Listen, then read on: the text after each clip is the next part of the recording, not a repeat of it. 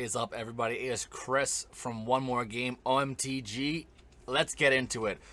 Every single set that comes out, EDH Rec releases a phenomenal article where they go over every single commander and predict the popularity of those commanders. So in this video, I'm going to go through each commander that is optionable in this new set, give a little rundown of the commander itself, describe what the commander does, and give my personal opinion and compare it to what EDH Rec has to say. Now let's get right into that video and see who is the best commander for this new Capenna commander set. First up, we have Benny Brock's Zoologist. It's 3 and a white for a 3/2 elf druid with Convoke. At the beginning of each end step, if you create a token this turn, you draw a card. First glance, I love the fact that they are adding white draw to commander itself. Now this commander itself may be more so for the 99, but that Convoke ability and the fact it's a token is pretty insane. My overall guess, I'd have to say it's probably going to be under the 600 threshold, because I don't think that this is going to be more so the commander card. I think there's way better options if you're playing mono white. This is far more of a support card that white itself is looking for. So I'm pretty excited about this. But again, my opinion would be it would be under the 600 threshold. So according to EDH Rec, they're saying it's over.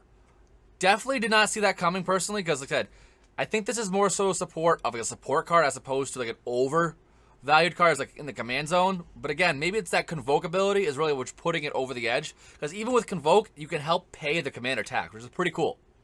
Next up is Giada, Font of Hope. 1 white for a 2/2 angel with flying and vigilance. Each other angel you control enters the battlefield with an additional 1/1 counter on it for each angel you already control. And just to tack it on even further, you can tap it to add white to spend mana on to only cast angel spells. Hands down, this is going to be over. People have been loving the angel overall thematic in Commander for years on end. I'm sure there are thousands of overall decks already playing Lyra Dawnbringer. That already, people love Baneslayer Angel when that first came out. This card 1000% is going to be well over that 600 threshold. And EDH prediction is also over. So obvious. Alright, next we have Errant Street Artist, a single blue for a 0/3 human rogue with Flash, Defender, and Haste. Pay 1 and a blue and tap it. Copy target spell you control that wasn't cast. You may choose new targets for the copy. I'm just not feeling this. Again, it is pretty cool to have basically copy spells that are on the stack, in a sense, like the whole cascade of mechanics, and the copy spells themselves, like ETB's effects, I guess, but I'm just not feeling this. I get this will probably get way better than 99, but overall, this just really isn't a great commander card. It's wicked, like, close-knit, narrow effectiveness, and I just don't see this ever becoming that popular of a commander. And lo and behold, yeah, EDH Rec says the exact same thing. They think that they, too, are going to be under for this commander. Again, I kind of assumed it's going to be that way. So, like I said, I wouldn't really recommend playing this commander. Put more so in the 99 if you want to play something like that. Next up is Mari the Killing Quill. It is 1 black for a 3/2 vampire assassin.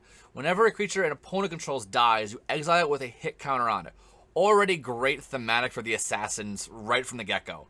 Assassins, mercenaries, and rogues you control have death touch, and whenever this creature deals combat damage to a player, you may remove a hit counter from a card that player owns and exiled. And if you do, you draw a card and create 2 treasures. This is insane. Basically, this could be like the commander where it's like mass destruction, where you just keep destroying, destroy, and then just get serious value with your rogues.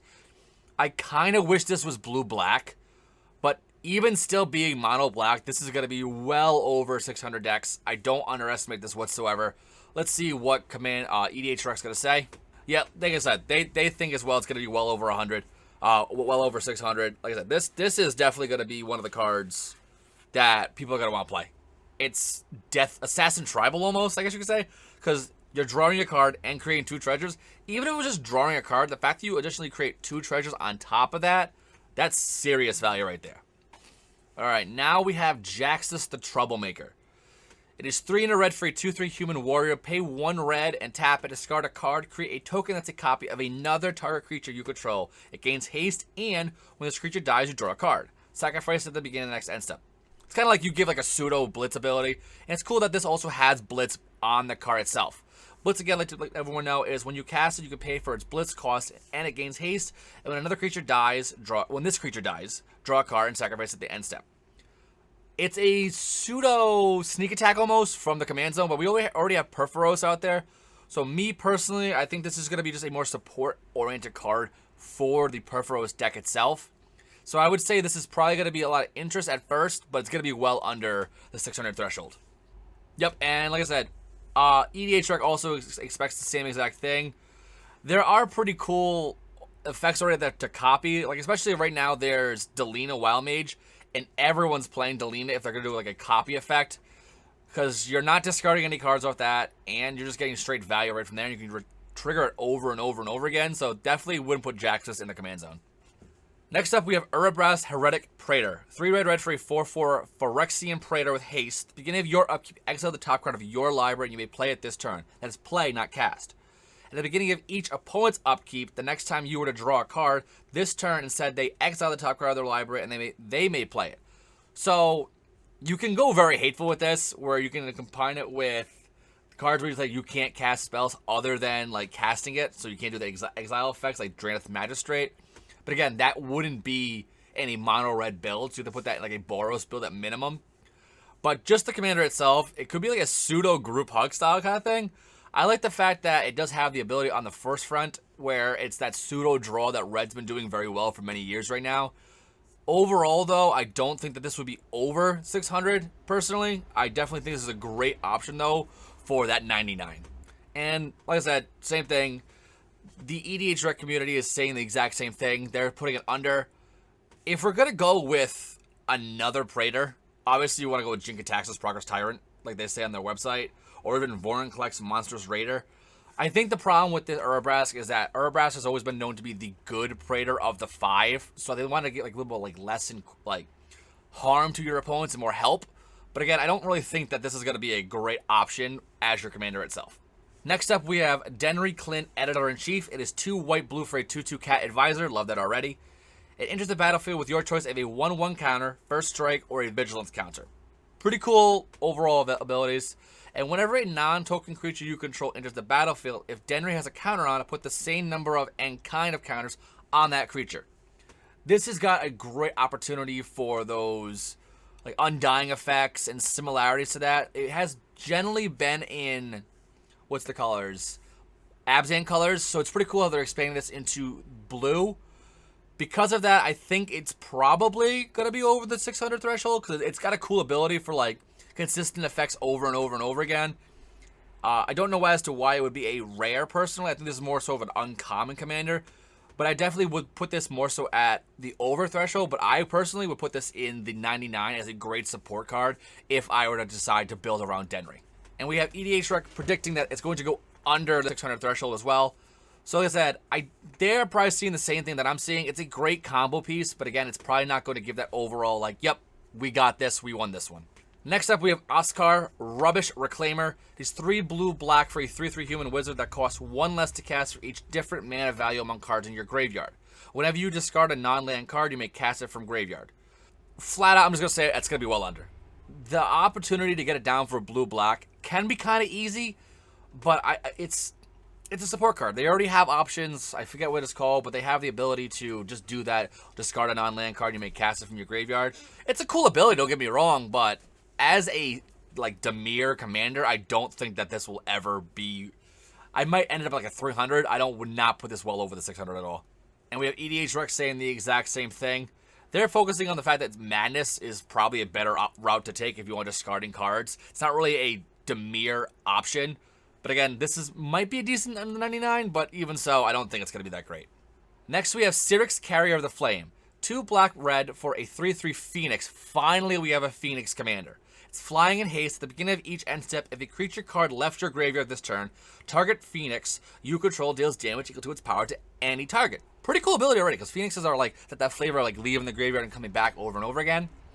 And whenever another Phoenix you control dies, you may cast Cyrix of the Flame from your graveyard. Done. Well over 600. I myself am already like really interested in this. I think Phoenix Tribal is wicked awesome. I'm very grateful that they made it black-red as opposed to just mono-red. Obviously, mono-red could be pretty solid just by itself because most Phoenixes, to my knowledge, are just red. But either way, this is pretty insane because we have the opportunity now to build Phoenix Tribal, and the flavor is really insane. So definitely well over 600. Yep, see? They even really goes, I didn't know I wanted to build Phoenix Tribal until I read this card. EDH Rec, 100% accurate. This is well over. They say the same exact thing. This is pretty insane. I am stoked about this card. Cannot wait to build around this one. Next up, we have Jolene the Plunder Queen. It is 2 red-green for a 2/2 human warrior. Whenever a player attacks, one of your opponents, that attacking player creates a treasure token. Okay, got some Gruul effects on there. If you would create 1 or more treasure tokens, instead create that many tokens plus an additional treasure. Sacrifice 5, put 5 counters on Jolene. Did we just put Treasure Tribal in the command zone? Because, yeah, we did. We just did. This is, I want to build this myself. Cards with, like, Parallel Lives, Doubling Season. This is going to get you so many treasures. Even Zorn's out there now. Like, this card is well over 600 in my opinion. So, let's see what EDH Rec has to say about this. Like I said, me personally, I'm very excited. So, let's see. Yep, they predict that it's going to be over as well. So, like I said, very excited about this card. I think it's going to do so much work. It starts off as a 2/2, but you could even in the late game give it massive Voltron effects if you have enough treasures on the battlefield. 100% you want to look into this card. Next up, we have Best Soul Nourisher. It is a 1/1 human citizen for 1 green-white. Whenever 1 or more other creatures with base power and toughness 1/1 enter the battlefield under your control, you put a 1/1 counter on Best. Whenever Best attacks each other creature you control base power 1/1, get +X/+X, where X is the number of 1/1 counters on Best. Alright, at first, I think this is a decent option to build around because green-white, citizens, humans, very low power 1/1. But as a commander right now for human tribal, or even in this case citizen tribal in a sense, it just isn't there yet. Like, this is not going to be great. Support-wise, phenomenal. Like, this is just another one of those, like, Champion of Lamholt style cards where, or even the card from Kaldheim or whatever it is, that green-white guy. Not Kaldheim. That's the guy, whatever that came in the Lenore deck. We all know what it is. I'll throw it on the screen in a minute. But this is a great support card. It's got Beastmaster Ascension in the actual deck. Definitely would consider this. I would not put it well over 600. I figure it's going to be well in the support option. Let's see what EDH Rec has to say. Yep, they're predicting it's going to be under as well. Like I said, it's a great support card, but it's definitely an undervalued card for the command zone. Next up, we have Camille's Obscura Oculus. It is 1 white, blue, and black for a 2/4 Cephalid Rogue. I was very excited to see Cephalids, but they went in the complete opposite direction as opposed to like a tribal Cephalid, which me, I love tribals, all the kind of thing. Whenever you attack, target attacking creature can't be blocked this turn. Cool. It then connives. Then choose another attacking creature with lesser power. That creature gains double strike until end of turn. This is like a secondary method of Exalted almost, where one creature is going to become unblockable and the other one will gain double strike, but it has to have lesser power. So potentially you want that little guy, like the bigger one, to get a massive with the connive ability, but it's only conniving the one time. But if you span it out, it could potentially give significant value. Like even say you put it in an Infect deck, you can make that one creature unblockable and then later on give it double strike, which is pretty cool. So it's a decent option. Personally, I would say under. This doesn't really feel like it's going to work out too well. I think they just put the Cephalid on there just for the heck of it. But I would definitely put this under the 600 personally. EDH Rec says over. Interesting. I did not see that one coming. Probably the mindset of, in fact, spikes people's mindsets up. I personally don't see this as a great option personally. But again, we shall see. Alright, next up we have Quasar Augur of Agnes. 1 white, blue, black for a 3/4 Cephalic Advisor. Whenever you draw a card, target opponent loses 1 life and you gain 1 life. Yeah, this is going to be well over 600. We've had wheel decks through and through. This itself is a 2-card combo with multiple cards out there. So I do not deny that this is going to do very, very well because of the value it has. Whenever you draw a card, you're already drawing a card minimum at least 1 per turn. Now, it is only target opponent as opposed to each opponent, which I think is a little bit of a downfall for it, but that's, I think, what makes it an uncommon commander as opposed to a rare commander. But even still, Esper, this is going to be 100% over 600. Yep, and EDH Rec says well over 600 as well. They look in the overall Nekusar, the Mind Razor, which already has a massive amount of decks. People love wheel decks. It's just how it is. Refilling your hand over and over again. The biggest thing is I'm going to see difference is what's going to go from having white versus red. You are losing some wheels in there, but again, with that support of white, will it put you over the edge? We're going to have to find out in the years to come. Next up, we have Raffine's Scheming Seer. It is white, blue, and black for a 1/4 Sphinx Demon with flying in Ward 1. Whenever you attack, target attacking creature connives X, where X is the number of attacking creatures. Connive would be draw X cards, then discard X cards, put a 1/1 counter on each creature, on that creature, for each non-land card discarded this way.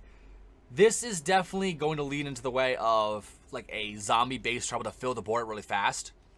I don't see it as a replacement for the existing Esper zombie tribal, but it definitely has an opportunity to really put itself over the edge with like a go wide with the white option and black zombie field. But again, that connive ability, you gotta watch out for that because it can put in some serious value without you even knowing. And then we have the prediction from EDH going well over as well. This is pretty cool. I think that they see the potential value that Raffine is going to offer the board state. Because even though you're going wide with multiple creatures, conniving X, where X is the number of attacking creatures, can potentially make this almost like a Voltron style, which is pretty cool. Next up, we have Tivit, Seller of Secrets. It is a 3 white, blue, and black for a 6/6 Sphinx Rogue flying in Ward 3 with Council's Dilemma. This is so cool they're bringing this back. When it enters the battlefield or deals combat damage to a player, starting with you, each player votes for evidence or bribery. For each evidence vote, investigate, and for each bribery vote, you create a treasure token. The best part of all, while voting, you may vote an additional time. We now have a Council's Dilemma voting commander. This is going to be well thousands of well over the 600 commanders. I don't doubt that at all. People are gonna, like, when this first got spoiled, you gotta remember, like, there's a good amount of voting cards out there that even already add vote additional time. Imagine getting this out there and having potentially a few extra turns. We all know the card we're thinking about. So this is 100% going to be over 600 decks. I can't wait to see how this pans out. Yep, and EDH says, their prediction, over can't miss pick. Yeah, like I said, this card is going to put in serious work. Do not underestimate where this is going to go. Next up, we have Toulouse Clever Conductor. It is a 3/1 human rogue for Azorius, Black, and Dimir. When it enters the battlefield, it connives. Whenever you discard one or more cards, exile them from your graveyard. When it dies, put the exiled cards into their owner's hand. It's bag of holdings on a commander. Now, this works probably best with cycling. You discard a card for a very low amount, then it goes dead, and then brings it all back. So you basically can do a double cycle with all your cards. I want to build it myself, but the more I build into it, the whole cycle effect, I think Quasar will probably be the better option because you're drawing a lot of value out of it. I think Toulouse will definitely be far more of a support card in that style of deck. But these triple card colored, like the Esper in this case, where it's 3 mana, you can get it out on turn 1 with a Jeweled Lotus. I definitely think that's good options. But overall, I do not think this will get over 600 commanders. And EDH says the same thing. They wrote, I doubt 600 players want Bag of Holding as their commander. They're not wrong, because this card's like, at first glance, it's like, oh, cool, it's pretty neat. But again, like, the overall support, it's just not there to push it over the edge. But this will definitely be a solid support card for certain decks. Next up, we have Angelo the Painter. It is a 1/3 Vampire Assassin for blue, black, and red with Death Touch. The first instant or sorcery spell you cast each turn has casualty 2. Casualty being, as you cast this spell, you may sacrifice a creature with power 2 or greater. That's not multiple, it's only one single creature. When you do, copy that spell and you may choose new targets for the copy. People are obsessed with stuff like this. I don't deny that this is going to be well over the 600 threshold. We have the Veyron twins where you're copying every single... You could make this... This is now a Grixis-style copy spellslinger deck. Yeah, people look at this is over 600. Not even a question about it. Straight up. EDH Rex saying the exact same thing. Again, it's Spellslinger. You're adding black to it now, and with the amount of things that can make tokens, yeah, their power may not always be 1. They might have to like buff it up a little bit. This will easily allow you to copy those spells over and over and over again. Next up, we have Carmilla Glamour Thief. It is 1 blue, black, and red for a 2/4 Vampire Rogue with haste. Pay 1, tap it to add Grixis to your mana pool, but you can only spend this mana to cast instant and sorcery spells. Okay, a little bit of control to like slow it down a little bit. When Camilla, the Glamour Thief, dies, return up to one target instant sorcery card from your graveyard to your hand. Infinite over and over again. This is, again, like similar to all the cards in the set. There's an infinite outlet in your command zone. I think this is very, very cool. I'm not denying at all. I think it's going to have some solid, maybe even CDH potential. But personally, because of the power level, even though it's really, really high, I do believe this will be under 600 personally. I think people are so expecting of what it to be that because of that, people aren't going to build it as much as you think they could be building it. Let's see what EDH has to say.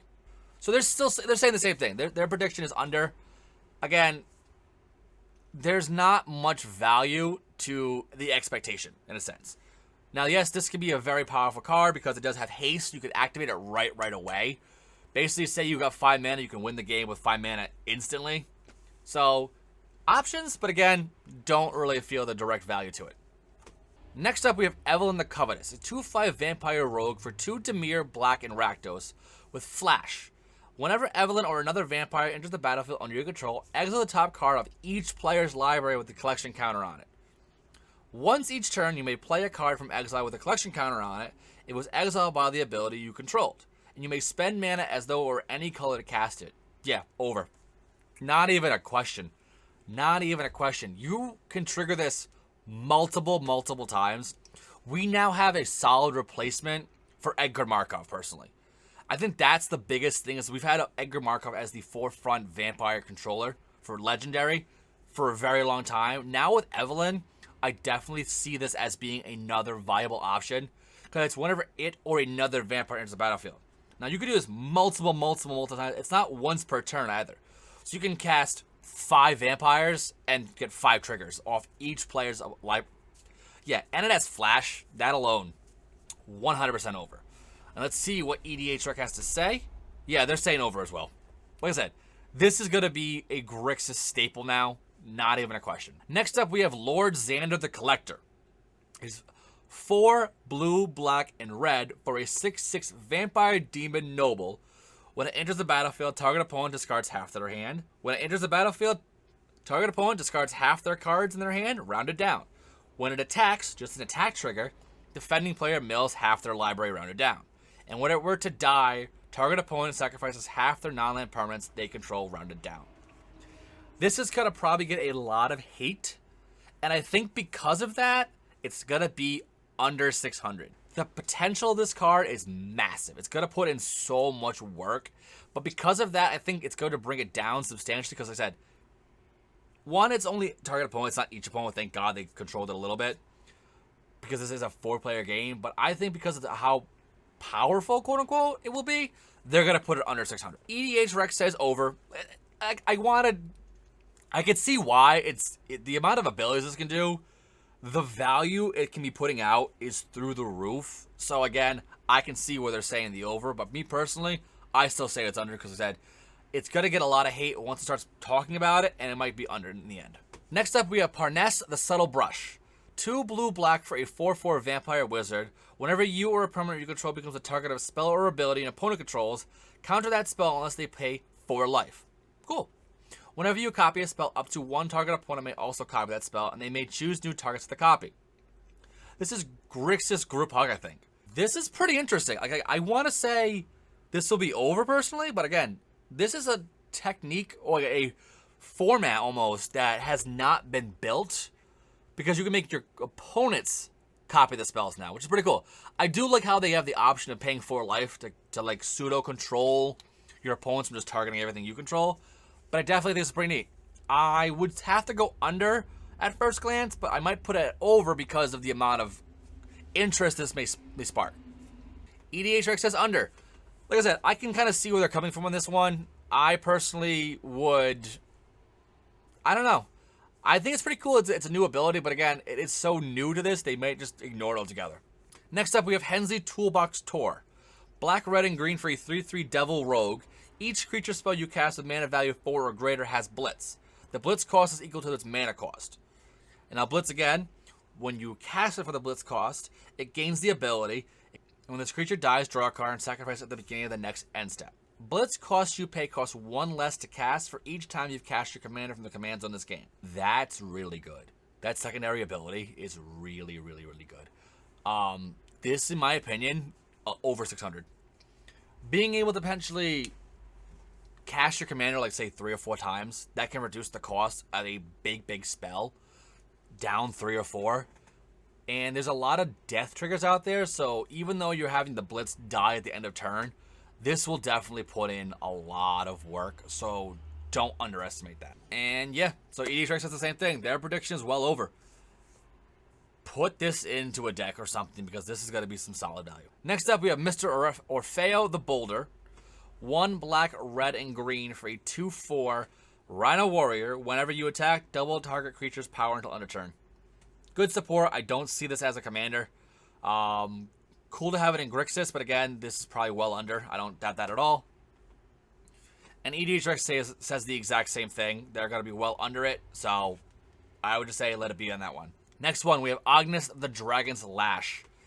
It is 1 Rakdos, red, and Gruul for a 3/3 Viashino Warrior with haste. Whenever a creature you control with haste attacks, create a tapped treasure token. This is haste tribal. This is pretty cool. I do appreciate how they made it tapped treasure tokens as opposed to untapped to slow it down a little bit. I do believe this will be well over the 600. Don't doubt that at all. Definitely a card to look out for. And the EDH prediction is the same thing. It's well over as well. Again, this card is definitely going to be pretty solid because it's got Gruul, it's got Rakdos, it's got Jund, it's got a little bit of flavor of everything, all in the one. Definitely pretty awesome. Next up, we have the Beamtown Bullies. 1 black, red, and green for a 4/4 Ogre Devil Warrior with Vigilance and Haste. Tap it, target opponent whose turn it is, puts target non-legendary creature card from your graveyard onto the battlefield under their control. It gains haste and you goad it. At the beginning of the next end step, exile it. So this 100% will probably be over 600 because people are going to put these most horrific, horrible cards in their graveyards and just give it to your opponents. This is going to be an evil, evil card, and I fully expect this to be over 600. And yep, they think the same exact thing. They're putting it well over as well. I don't doubt it. You have cards like Leveler, Eater of Days, the Baldwin Heavyweights. Like, this is going to put value all over the place for yourself. Giving your opponents cards that you never would cast yourself gives it to the whole new level. Definitely a card to build around. Alright, and the next up we have Vazi Key Negotiator. It is 2 black, red, and green for a 3/3 Human Advisor with haste. Tap it, target opponent creates X treasure tokens, where X is the number of treasure tokens you created this turn. Whenever an opponent casts a spell or activates an ability, if its mana from treasure was spent to cast it or activate it, put a 1/1 counter on target creature, then draw a card. This is a group slug style deck for treasure tokens. I'm like weird on this right now. Like, I don't know how to personally build this myself, so if anyone's got the interest, let me know in the comments down below. It's pretty cool. I'm not gonna lie, giving your opponents treasure tokens, but you get to draw cards later on. Definitely want to look into this. Again, there are other options for group slug, but definitely a pretty cool card. And EDH Rex staying over. So again, I like to see how it goes out because I don't know fully how well it's gonna work out, but political options are pretty cool when it comes to Commander, and people do like that political option. Alright, next up we have Ziatora the Incinerator. 3 black, red, and green for a 6/6 Demon Dragon with Flying. At the beginning of your end step, you may sacrifice another creature, and when you do, Ziatora deals damage equal to that creature's power to any target, and you create 3 treasure tokens. Alright, not going to be wrong with this. This is a solid option, like an updated version, not really updated, for Korvold. Because people love Korvold, and I think that is what's going to make this card under the 600, but this 100% is going to be slotting into that Korvold deck. Being able to sacrifice a creature and get 3 treasure tokens is a lot of value, so don't underestimate that. This could be like almost like a fling tribal deck, which is pretty cool, but overall I think this will be under the 600 threshold. EDH Rex says over. So this is an option, like I said, they're putting it, it's got fling on it itself, so this could just be an option to just like ramp up like crazy, gets the massive beaters on the battlefield, and just fling them at your opponents. So that's a pretty cool option. Next up, we have Jetmire Nexus of Revels. 1 red, green, and white for a 5/4 cat demon. Creatures you control get +1/+0 and have vigilance as long as you have 3 or more. Creatures you control also get +1/+0 and have trample as long as you have 6 or more. Creatures you control also get +1/+0 and have double strike as long as you have 9 or more. This is literally Craterhoof Behemoth in the command zone almost. Like, people aren't usually playing Craterhoof when there's like 2 or 3 out there. So potentially, once you have your board state filled up with massive amount of tokens, you can cast this down and boom. From the command zone, you know how have your own little Crater Hoof. Giving it +3/+0, Vigilance, Trample, and Double Strike can probably win you the game. This is well over 100, not even a question about it. Sorry, well over 600. And EDH Rec is saying the exact same thing. There's no denying this card is going to be over the 600 threshold because the payoff is very, very good. And even if you only get to like 6 creatures, even getting that +2/+0 Vigilance and Trample, that is still a great way to push through damage. Next up, we have Ginny Fae Jetmire second. It is Gruul, green, and Selesnya for a 3/3 Elf Druid. If you would create 1 or more tokens, you may instead create that many 2/2 green cats with haste, or that many 3/1 dogs with vigilance. This is token tribal, almost, I think you could say. I'm still torn whether I want to put this as my commander or I want to put Jetmire as my commander because the 2 of them are phenomenal. So I don't really know which one's better of the 2. But the fact that you can turn basically you have Chatterfang, but for cats and dogs. I love that. The cat dog commander options are getting bigger and bigger, and I think that's pretty awesome. The benefit of this versus like Chatterfang, for example, once you get enough tokens out there with Chatterfang, you have to wait 1 rotation. With this, you can get cat tokens that have haste, and at that point, that little option right there wins you the game. So this is 100% going to be over 600 decks. Yeah, boom. EDH Rex does the same exact thing, well over 600. There's no fault to adding more options than Rin and Seri. That cat dog deck right now is awesome. Everyone loves it to death. And now we have the option of another cat dog commander. Definitely awesome. Next up is Kit Kanto Mayhem Devil. 1 red, green, and white for a 3/3 cat bard druid.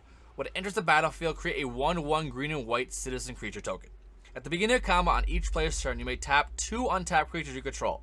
And when you do, target creature that player controls gets +2/+2 and gains trample until end of turn, and you goad that creature. It's cool how they gave the option to have it right away, where it in itself adds another creature on the board. So it's pretty cool ability right there. Right now, for goading abilities, it's pretty much Marisi the Breaker of the Coil. People aren't looking other options, but because of that, it needs more support, and there's no wrong to having more goad support. So me personally, I think this would be under 600, but a phenomenal support card for the Marisi decks. EDH Rex says over. Did not see that personally. Again, people like the goad mechanic. I never think about it. Most players don't either. You'll be in a game just sitting there doing whatever it may be, and all of a sudden, boom, you get goaded out. And it's so unexpected that it's a great ability. And I'm happy that they put this in Naya to have more support for the colors that already have great goad support, as opposed to putting it into like Grixis or like Esper. Pretty awesome. Next up, we have Fabine Bosses Confidant. 3 red, green, white for a 3/6 cat advisor. Creature tokens you control have haste. It also has parlay. At the beginning of a combat on your turn, each player reveals the top card of their library. For each land card revealed this way, you create a 1/1 green and white citizen creature token. Then creatures you control get +1/+1 until end of turn for each non-land card revealed this way. Then each player draws a card. I am very happy they have parlay again. Parlay, I think, was only on maybe like 4 or 5 cards overall, so it's pretty cool to have them add more options for parlay. Because of that, though, it's not probably going to be the best overall for like a commander slot for Naya. We've already talked about Jetmire second. So personally, this is going to be a better 99 card. But again, it's a 6 mana drop. Does have an awesome option to give the buff effect and giving haste. But me personally, I'm putting it under 600. EDH Rex saying the exact same thing. They're putting it well under. Good option, don't get me wrong. It's probably going to be a better support card. But at that 6 mana slot, it might be a little difficult to really get that value out to play it out. Next up, we have Rocco Cabaret Caterer. It is X red, green, white for a 3/1 elf druid. When Rocco Cabaret Caterer enters the battlefield, if you cast it, you may search your library for a creature card with mana value X or less to put in the battlefield, then shuffle. They put a tutor in the command zone. Why? This is insane. First off, I'm happy they've constructed it down to Naya and not just like mono green, because that's how a lot of times we see it. This is a phenomenal enabler. Does anyone want to say food chain? We all know it already. This is a phenomenal card. I do want to put this well over 600 because I see it's pretty overall epic. But what would you do? I want to know, again, because this is probably one of my favorites out of the entire set. Again, like I said, I'm going over 600. Let's find out. Oh, they put it under. So they're saying, okay, such commanders tend to play out repetitively. That could be the reason why. I know a lot of times where, like I was saying with, let's say, Lord Zander earlier, where this is probably the opposite of that. They're referencing Prime Speaker Vannifar, and I think that's because when Vannifar first came out, people were super stoked about it, but it got so stale so fast. So I can understand it's up there, but again, I've been watching a lot more CDH myself, so I think because of that, this Rocco card is going to be very, very good and have a lot of potential. Next up, we have Falco Sparrow Pactweaver. 1 green, white, blue for a 3/3 bird demon with flying and trample. Falco Sparrow Pactweaver enters the battlefield with a shield counter on it. You may look at the top card of your library at any time, and you may cast spells on the top of your library by removing a counter from a creature you control in addition to paying their costs. It's cool. I do like this. Most of the time, top deck manipulation cards like this are in Jeskai. It's cool that they're putting in a Bant now. Or in this case, the Obscure or whatever it's called. No, the Brokers, yes. So it's cool that they're expanding out to green. Probably under, in my opinion. Because you had to cast, you had to remove a counter. There are shenanigans you could do, like Mana Gorger Hydra and stuff like that, where you can remove the counter every time you cast a spell. But this may become too monotonous. Again, when I do play those Sensitive Divining top decks, the red option doesn't really do much. So, does counters make more sense to remove a counter as opposed to having red? And green, we already know, is way stronger than red. So, let's see what EDH has to say. They're putting it over. Yep. Like I said, I think the fact that counters are so easy to put on to creatures you control, this option is pretty good overall. Next up, we have Kroos Defense Contractor. 1 green, white, blue for a 2/4 cat advisor. At the beginning of your upkeep, put a shield counter on target creature an opponent controls. Whenever you put one or more counters on a creature you don't control, tap that creature and goad it. It gains trample until your next turn. Like I said earlier, goad is not really for blue. It's cool they're expanding this out for a more like Feldergriff style group hug almost, but personally, this is probably going to be under the 600 because of the option for support for blue in the goad mechanic. And EDH Rec is saying under as well. It's neat, but again, I don't see this doing too well in the overall format itself. Next is Lagrella the Magpie. Green, white, and blue for a 2/3 human soldier.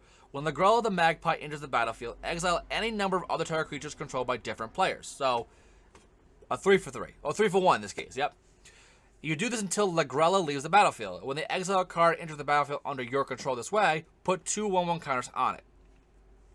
Okay. It's got a Grasp of Fate effect from the command zone. Now, there are shenanigans where it could be far more defensive plays, but it could also be something good for yourself where you have a Muldrift, you exile it, comes back, now it gets the counters on it, you get the draws. Pretty cool. I think that this is going to probably be over the 600 because within the within the Bant format, this is going to have a lot of support for it already. So I definitely think this is going to be over the 600 personally. EDH Rec says under. I'm a little surprised by that one, actually. I guess because the people are going to get aggravated by it. It's basically just putting an O-ring on your other components' creatures, I guess. But again, I think that having removal in the command zone is good. It's not combo-centric, but I do think there's an option that could push this over the edge for a lot of combos. Next up, we have Perry the Pulverizer. 1 green, white, and blue for a 3/3 Rhino Soldier. When it enters the battlefield, put a shield counter on target creature. When Perry attacks, target creature you control gains trample and gets +X/+X until end of turn, where X is the number of different kinds of counters among permanents you control. Okay, this is cool. I really think this is a solid option because you're going to give it trample as well. That's a big thing. If it was just a +X/+X and no additional features of trample or any other version of evasion, I would be like, whatever. But there are so many different counters in Magic's history. This could easily give creatures +5/+5, +6/+6. And with the new shield counter mechanic on there, can't go wrong. This gonna be well over 600. Yeah, and they said the same thing. They're saying 600. So, like, literally, there's tons of counters. And even the new one, they have the shield counters. You've got +1/+1 counters. You have loyalty counters. You can get so much value off this very efficiently, and guess what? You're just going to just pulverize your opponents very fast, and that is why it's such a good word for Perry the Pulverizer. And then lastly, we have Rigo Streetwise Mentor. For Selesnya, White, and Azorius, we have a 2/2 Cat Citizen. When it enters the battlefield, you put a shield counter on it. Whenever you attack a player or a planeswalker with one or more creatures with power 1 or less, you draw a card. This is Reconnaissance mission on a creature for little creatures. I do like the fact these cards that you can cast for with the Lotus Bloom, because again, you can cast this for white very efficiently and then start getting in there. It's kind of ironic though, personally, they didn't make him a 1/1, or even like say, personally, I think that if I were to design this card, I would make his power 1 and make toughness maybe a 4 or a 3 instead of a 2/2, because it's kind of ironic that he himself can't activate his own ability. It has to have support. But I think because he's the mentor, he's guiding everyone else to do something. I definitely do think that this is going to be well over, because there's so many creatures out there that have power 1 or less that cost pennies. And this gives a good support to bring those in to have an approach to the second sun deck, and or even just a Thassa's Oracle deck, but a more convoluted method. Definitely think that's pretty cool. Interesting. Now, EDH Rex says under. I guess what says whenever you attack a player or a planeswalker with 1 or more creatures you control. Yes, but the thing is, like, you can attack each opponent, so you could get 3 draws. I guess that's, again, the way you look at it, it's probably not the best, but I think having the option to basically just spam the board with a bunch of little 1/1 tokens and potentially draw 3 cards per like attack step is pretty cool. All right, and that is my overall review of all the commanders from the new set. So what do you think? Do you think my predictions are pretty accurate? Do you think EDH Rex permissions? Do you think EDH Rex do you think EDH Rex predictions are pretty good? I think we were pretty, like, not directly on par with each other, but pretty similar. I love this article. Okay, I'll put this article down in the comments down below. I always love reading this article, especially all the articles from EDH Rec. Definitely support them if you guys haven't already known about this site. I use this site religiously to build new decks, and it's got a lot of support for the community itself. This is pretty excited for this new set. The fact that we're going to the 1920s, that alone, I love. You get to dress up all fancy. We got mob bosses, crimes, everything, treasure. This is an epic set. Which is your favorite? I already know I'm building a Quasar. I love the cycling effect. I've always wanted to do a cycle mass reanimation deck, and now that it's an Esper, and I've been playing Esper a lot more often, that's the deck that I'm building. Let me know your predictions down below, because I'd love to hear them. Again, my name is Chris from OMG